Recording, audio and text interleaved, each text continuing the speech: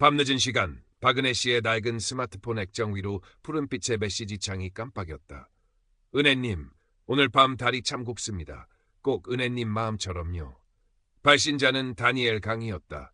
희끗희끗한 파마머리 아래 72해의 세월이 새겨진 은혜 씨의 눈가에 희미한 미소가 떠올랐다. 정막만이 감돌던 그녀의 작은 서울 주택가 방 안에 얼마 만에 느껴보는 온기인지 몰랐다. 5년 전 40년을 함께한 남편을 갑작스레 떠나보낸 후 은혜 씨의 시간은 멈춘 듯 흘러갔다. 평생을 초등학교 교사로 봉직하며 아이들의 웃음소리 속에서 살았던 그녀였다. 은퇴 후 남편과 함께 소박한 노년을 꿈꿨지만 그 꿈은 한순간에 물거품이 되었다. 출가한 딸 민지는 제 가정을 꾸리느라 바빴고 코로나19는 가뜩이나 뜸했던 외부와의 연결고리마저 끊어놓았다.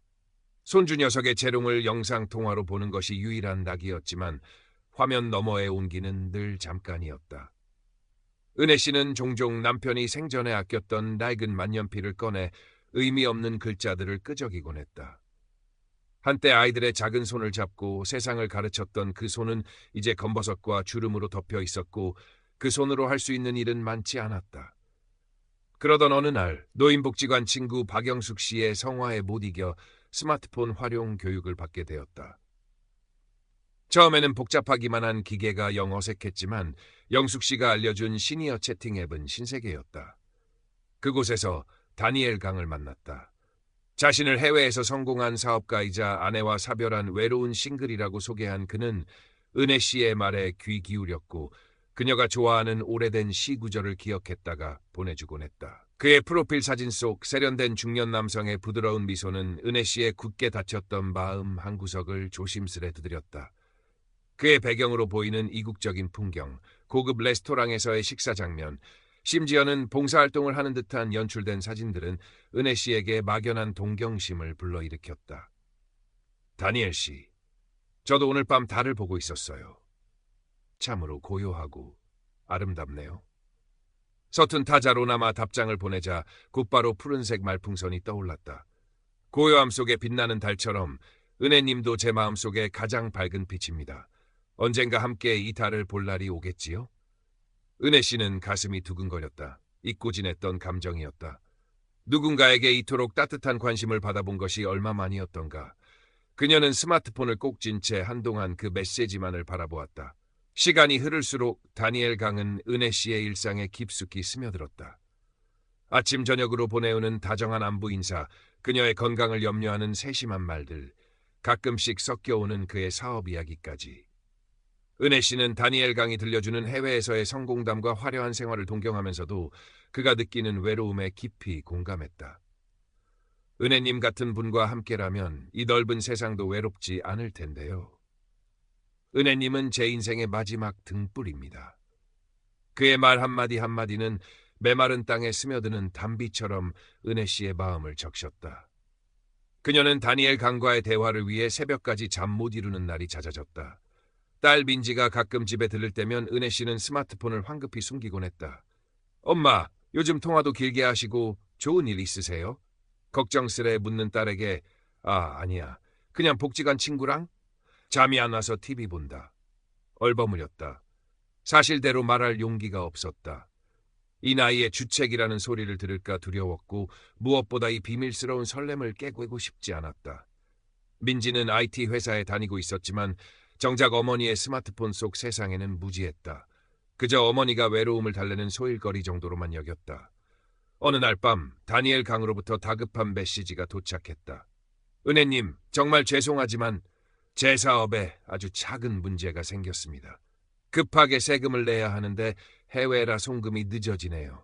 아주 소액만 50만 원 정도만 빌려주시면 내일 바로 해결해서 보내드리겠습니다. 은혜님 외에는 이렇게 급하게 부탁드릴 분이 없습니다. 은혜 씨의 심장이 쿵 내려앉았다. 돈 문제라니. 하지만 곧이어 그가 얼마나 난처할까, 나밖에 의지할 사람이 없다는데 매정하게 거절할 수 있을까 하는 생각들이 꼬리를 물었다. 그녀는 한참을 망설였다. 젊었을 적 어려운 친척을 외면하지 못했던 남편의 얼굴이 떠올랐다. 그래, 큰 돈도 아니고 좋은 사람인데 이 정도는 도울 수 있겠지. 다음 날 아침 은혜 씨는 떨리는 손으로 은행 ATM 기기에서 50만 원을 이체했다. 화면에 찍힌 낯선 이름의 계좌번호가 마음에 걸렸지만 다니엘 강이 급해서 임시로 사용하는 회사 비서의 계좌라고 설명했기에 애써 불안감을 눌렀다. 돈을 보낸 후 다니엘 강의 메시지는 한층 더 살가워졌다. 은혜님, 정말 감사합니다. 은혜님 덕분에 큰 위기를 넘겼습니다. 역시 은혜님은 제게 행운의 여신입니다. 이 은혜는 평생 잊지 않겠습니다. 그는 약속한 다음 날 정확히 50만 원을 다시 은혜 씨의 계좌로 입금했다. 그 돈은 사실 더 큰 미끼를 던지기 위한 사기꾼의 투자금이었지만 은혜 씨는 그 사실을 까맣게 몰랐다. 오히려 다니엘 강에 대한 신뢰는 더욱 굳건해졌다. 그는 약속을 지키는 사람이었고 자신을 진심으로 의지하는 사람이었다. 이 작은 성공 경험은 박은혜 씨로 하여금 이후에 더 큰 요구에 무방비 상태로 만들었다. 그 후로 다니엘 강의 금전 요구는 교묘하게 이어졌다. 처음에는 갑작스럽게 아버님이 편찮으셔서 급히 병원비를 보내야 하는데 주말이라 해외 송금 시스템이 막혔다며 100만 원을, 다음에는 믿었던 오랜 사업 파트너에게 배신을 당해 사업 자금에 큰 구멍이 났다. 은혜님의 도움이 절실하다며 300만 원을 요구했다. 그때마다 그는 박은혜의 감정에 호소했다. 은혜님만이 제 유일한 희망입니다. 이 고비만 넘기면 모든 것이 제자리로 돌아올 겁니다. 그러면 제가 한국으로 모든 것을 정리하고 들어가서 은혜님을 평생 행복하게 해드리겠습니다. 그의 말은 달콤한 독처럼 박은혜의 이성을 마비시켰다. 그녀는 얼마 되지 않는 노후 자금을 하나둘씩 해지하기 시작했다. 통장 잔고가 줄어들수록 불안감도 커졌지만 다니엘 강이 약속한 함께할 미래에 대한 기대감이 그 불안을 덮었다. 그녀는 이미 다니엘 강을 단순한 온라인 친구가 아닌 인생의 마지막 동반자로 여기고 있었다. 딸 민지는 어머니의 변화를 감지하고 있었다. 전보다 수척해진 얼굴, 어딘가 초조해 보이는 눈빛, 그리고 결정적으로 어머니의 통장에서 심상치 않은 금액이 빠져나간 것을 우연히 은행 알림 메시지를 통해 알게 된 것이다. 엄마, 요즘 무슨 일 있으신 거 맞죠? 저한테 솔직히 말씀해 주세요. 혹시 어디 아프신 거예요? 아니면 누가 돈이라도 빌려달라고 했어요? 민지가 조심스레 말을 꺼냈지만 박은혜는 완강했다. 아무 일 없다니까 그러네. 섭, 내 걱정이나 잘해. 나는 다 알아서 할 수 있어. 그리고 엄마 돈 엄마가 쓰는데 뭐가 문제니? 그녀는 딸에게조차 진실을 말할 수 없었다. 다니엘 강과의 관계를, 그리고 그에게 돈을 보내고 있다는 사실을 차마 입에 담을 수 없었다. 수치심과 함께 혹시라도 이 모든 것이 자신의 착각으로 드러날까봐 두려웠다. 또한 교사로서 평생을 당당하게 살아왔던 자존심이 딸에게 약한 모습을 보이는 것을 허락하지 않았다. 복지관 친구 박영숙 씨도 박은혜의 변화를 눈치챘다.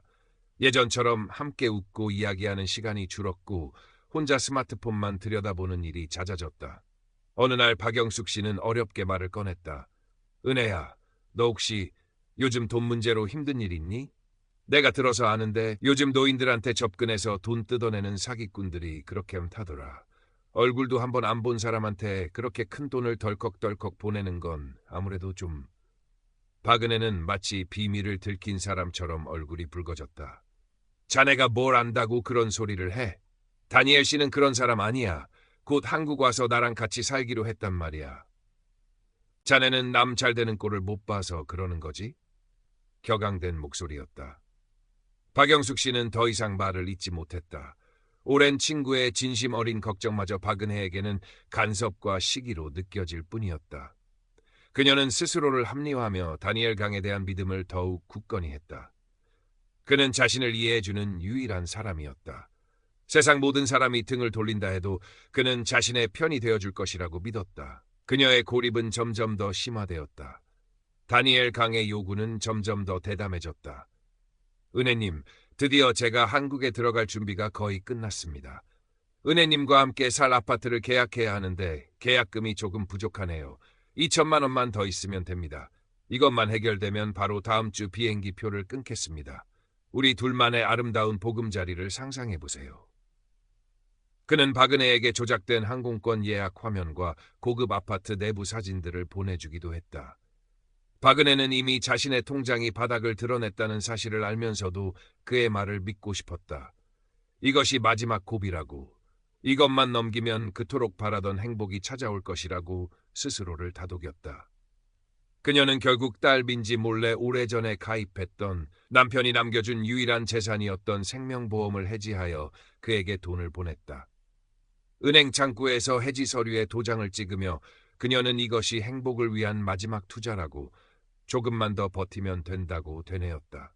돈을 보낸 후 며칠 동안 다니엘 강은 더욱 다정했다. 매일같이 영상통화를 걸어와, 물론 여전히 어두운 조명 아래 흐릿한 모습이었지만 한국에서의 생활을 상상하며 함께 웃었다. 은혜님, 우리가 함께 살 집에는 어떤 가구를 놓을까요? 저는 은혜님이 좋아하시는 따뜻한 원목 가구가 좋을 것 같아요. 그의 달콤한 말에 박은혜는 잠시나마 모든 걱정을 잊고 행복한 미래를 그렸다. 하지만 약속했던 다음 주가 다가올수록 그의 연락은 조금씩 뜸해지기 시작했다. 박은혜는 불안했지만 애써 태연한 척했다. 바쁜 사람이니까 한국 올 준비를 하느라 정신이 없겠지. 그녀는 매일 아침 저녁으로 그의 메시지를 기다렸지만 푸른색 말풍선은 쉽게 떠오르지 않았다. 그러던 어느 날 다니엘 강으로부터 마지막 메시지가 도착했다. 은혜님, 당신께 드릴 아주 특별한 선물을 준비했습니다. 제 사랑의 증표예요. 그런데 세관에 걸려서 통관비가 급하게 필요하다고 합니다. 500만 원만 더 보내주시면 바로 찾아서 가져갈 수 있습니다. 이게 정말 마지막 부탁입니다. 이 선물만 찾으면 바로 은혜님 곁으로 날아갈게요. 그는 값비싸 보이는 다이아몬드 목걸이 사진과 함께 조악하게 만들어진 세관 통지서 사진을 첨부했다. 박은혜는 이제 정말 단 한 푼도 남아있지 않았다. 딸에게 손을 벌릴 수도, 친구에게 아쉬운 소리를 할 수도 없었다. 그녀는 절망감에 휩싸였다. 하지만 동시에 이 목걸이만 받으면 모든 것이 해결될 것이라는, 그가 정말로 자신을 사랑한다는 마지막 희망을 놓을 수 없었다. 그녀는 결국 평생을 아껴 모았던 낡은 금반지와 비상금으로 숨겨두었던 돈까지 모두 끌어모아 겨우 500만 원을 만들었다. 이것이 정말 마지막이라고, 이 돈을 보내면 그가 올 것이라고 스스로에게 주문을 걸었다. 마지막 돈을 송금하기 직전 우연히 집에 들른 딸 민지가 어머니의 책상 위에 놓인 세관 통지서를 발견했다. 민지는 IT 회사에 다니고 있었고 평소에도 피싱이나 스미싱 같은 디지털 범죄에 대해 관심이 많았다. 그녀는 한눈에 그것이 어설프게 조작된 가짜 서류임을 알아차렸다. 서류에 찍힌 세관의 로고는 흐릿했고 사용된 글꼴 역시 공식 문서와는 거리가 멀었다. 무엇보다 발신처의 주소나 연락처 정보가 불분명했다. 엄마, 이거 뭐예요? 이 사람 혹시 엄마한테 돈 요구했어요? 민지의 다급한 물음에 박은혜는 아무 말도 할 수 없었다. 얼굴이 하얗게 질려갔다. 민지는 곧바로 인터넷에서 노인 대상 온라인 선물 통관비 사기 사례들을 검색해 어머니에게 보여주었다. 화면 속에는 박은혜가 겪은 일과 너무나도 유사한 피해 사례들이 가득했다. 수법도, 요구하는 금액도, 심지어 사기꾼들이 사용하는 감성적인 말투까지도 똑같았다. 박은혜가 떨리는 손으로 다니엘 강에게 전화를 걸었다. 통화음은 같지만 그는 받지 않았다. 메시지를 보내도 답이 없었다. 불안감에 휩싸여 다시 전화를 걸었을 때 차가운 기계음만이 흘러나왔다. 고객님의 전화기가 꺼져 있어 삐소리 후 음성 사서함으로 연결됩니다. 그 순간 박은혜의 세상이 무너져 내렸다. 모든 것이 거짓이었다. 따뜻한 말도, 감미로운 시도, 함께할 미래에 대한 약속도 모두 자신을 속이기 위한 연극이었다는 사실이 한꺼번에 밀려들었다. 그녀는 평생 모은 재산뿐만 아니라 한때 아이들에게 존경받던 교사로서의 자존심, 그리고 사람에 대한 믿음까지 송두리째 빼앗겼다는 사실에 몸부림쳤다. 내가 어떻게 이런 바보 같은 짓을... 텅 빈 방 안에 그녀의 처절한 울음소리만이 가득 찼다. 남편이 남기고 간 낡은 만년필이 책상 위에서 힘없이 굴러떨어졌다. 모든 사실을 알게 된 민지는 분노와 안타까움에 말을 잇지 못했다. 당장이라도 그 사기꾼을 찾아내 죗값을 치르게 하고 싶었지만 방법이 막막했다. 친구 박영숙 씨도 소식을 듣고 한달음에 달려왔다. 그녀는 아무 말 없이 박은혜의 떨리는 손을 꼭 잡아주었다. 세 사람은 함께 경찰서로 향했다. 하지만 경찰의 답변은 절망적이었다. 다니엘 강이 사용한 전화번호는 대포폰이었고 계좌 역시 대포 통장이었으며 IP 주소는 해외 여러 국가를 경유하고 있었다. 프로필 사진 또한 인터넷에서 도용한 것이었다. 신원을 특정하기 어렵다는 말은 사실상 검거가 불가능하다는 의미였다. 박은혜는 경찰서 문을 나서며 허탈한 웃음을 터뜨렸다. 하늘은 무심하게도 푸르렀고 따스한 봄 햇살은 그녀의 절망을 비웃는 듯했다. 몇 달의 시간이 흘렀다. 박은혜 씨는 여전히 깊은 우울감과 죄책감에서 완전히 벗어나지 못했다. 밤마다 다니엘 강이 다정한 목소리가 환청처럼 들려와 잠을 설치기 일쑤였고 낮에는 멍하니 창밖만 바라보며 시간을 보냈다. 평생을 정직하게 살아왔다고 자부했는데 어리석은 욕심과 외로움 때문에 한순간에 모든 것을 잃었다는 자괴감은 그녀를 더욱 깊은 수렁으로 빠뜨렸다. 좋아하던 시집도 즐겨보던 드라마도 더 이상 그녀에게 아무런 위안을 주지 못했다. 딸 민지는 그런 어머니를 볼 때마다 가슴이 미어졌지만 섣부른 위로보다는 묵묵히 곁을 지켰다. 정기적으로 병원에 모시고 가 심리상담을 받게 했고 주말마다 손주들을 데리고 와 집안의 생기를 불어넣으려 애썼다. 엄마, 그래도 우리 다시 시작할 수 있어요. 제가 있잖아요. 민지의 따뜻한 말 한마디가 간신히 박은혜 씨를 붙들고 있었다. 친구 박영숙 씨도 변함없이 박은혜 씨를 찾아왔다. 예전처럼 수다를 떨지는 못했지만 함께 말없이 차를 마시거나 동네 공원을 천천히 걷곤 했다. 어느 날 박영숙 씨는 조심스럽게 작은 화분 하나를 내밀었다. 이거 네가 좋아하는 채송화야. 전에 네가 그랬잖아. 채송화 꽃말이 순진, 천진난만이라고. 그래도 다시 한번 예쁘게 피워보렴. 박은혜 씨는 한참 동안 채송화 화분을 바라보다가 희미하게 고개를 끄덕였다. 아주 작은 변화의 씨앗이었다. 사기꾼 최수연, 아니 다니엘 강은 끝내 잡히지 않았다. 그가 사용했던 계정들은 모두 사라졌고 마치 신기루처럼 그의 존재는 온라인 세상에서 증발해버렸다. 박은혜 씨는 때때로 뉴스에서 자신과 비슷한 로맨스 스캠 피해자들의 이야기를 접할 때마다 쓰라린 고통을 느껴야 했다. 나만 바보였던 게 아니었구나 하는 생각과 함께 왜 이런 일이 계속 반복되는 걸까 하는 의문이 들었다. 하지만 동시에 더 이상 자신과 같은 피해자가 생기지 않아야 한다는 작은 사명감 같은 것도 마음 한구석에서 자라나기 시작했다. 어느 날 오후 박은혜 씨는 노인복지관 게시판에 붙어있는 스마트폰 금융사기 예방 수칙 안내문을 한참 동안 물끄러미 바라보았다. 깨알 같은 글씨로 적힌 예방 수칙들은 그녀가 이미 뼈저리게 경험한 것들이었다. 낯선 사람의 과도한 친절을 경계하세요. 개인정보와 금융정보를 절대 알려주지 마세요. 송금 요구에는 절대 응하지 마세요. 그녀는 조용히 집으로 돌아와 먼지 쌓인 서랍 속에서 남편이 남긴 낡은 만년필을 꺼냈다. 한때 아이들에게 글자를 가르쳤던 그 만년필로 그녀는 떨리는 손으로 자신의 이야기를 한자 한자 적어 내려가기 시작했다. 자신의 어리석음과 고통, 그리고 뒤늦은 후회까지도 숨김없이 담담하게 써내려갔다. 그것은 자신을 향한 반성이자 어쩌면 세상 어딘가에 있을 또 다른 박은혜를 향한 간절한 외침이기도 했다. 글을 쓰는 동안 그녀는 조금이나마 마음의 응어리가 풀리는 것을 느꼈다. 시간이 더 흘러 박은혜 씨는 복지관의 작은 소모임에서 용기를 내어 자신의 경험을 다른 노인들 앞에서 이야기하게 되었다. 처음에는 목소리가 떨리고 눈시울이 붉어졌지만 미리 적어온 글을 읽어 내려가며 진심을 담아 또박또박 말을 이어갔다. 저처럼 외롭다는 이유로 따뜻한 말 한마디에 쉽게 마음을 열어 평생을 후회하는 일은 아무도 겪지 않으셨으면 좋겠습니다. 우리는 결코 어리석어서 속는 것이 아닙니다. 단지 마음이 허전해서 누군가의 따뜻한 관심이 그리워서 그런 것입니다. 그녀의 이야기에 몇몇 노인들은 눈물을 훔쳤고 몇몇은 안타까운 탄식을 내뱉었다. 강연이 끝난 후 한 할머니가 다가와 박은혜 씨의 손을 꼭 잡으며 말했다. 용기 내주셔서 고맙습니다. 선생님 덕분에 저도 정신이 번쩍 드네요. 사실 저도 얼마 전에 비슷한 연락을 받았었거든요. 그 말 한마디에 박은혜 씨는 아주 오랜만에 마음속 깊은 곳에서부터 따뜻한 온기가 차오르는 것을 느꼈다. 자신의 아픔이 누군가에게 작은 도움이 될 수도 있다는 사실이 그녀에게 새로운 삶의 의미를 부여했다. 여전히 밤이 되면 불쑥 찾아오는 외로움과 상실감에 힘겨워할 때도 있었지만 박은혜 씨는 더 이상 과거의 어둠 속에 자신을 가두지 않았다. 창가에 놓인 채송화는 어느새 작은 꽃망울을 터뜨리고 있었고 그녀는 매일 아침 그 작은 생명에 물을 주며 새로운 하루를 시작했다.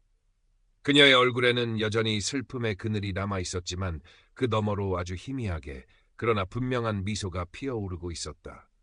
그것은 모든 상처가 아문 것은 아니지만 그럼에도 불구하고 삶은 계속되어야 한다는, 그리고 그 속에서 작은 의미라도 찾아 나아가야 한다는 조용한 다짐과도 같은 미소였다. 세상은 여전히 위험하고 불완전했지만 그녀는 이제 그 안에서 자신만의 방식으로 작은 등불 하나를 밝히기로 마음먹었다. 아주 작지만 누군가에게는 길을 비춰줄 수 있는 그런 등불을 말이다. 그녀는 다시 만년필을 들었다. 이번에는 절망이 아닌 희망을 쓰기 위해서였다.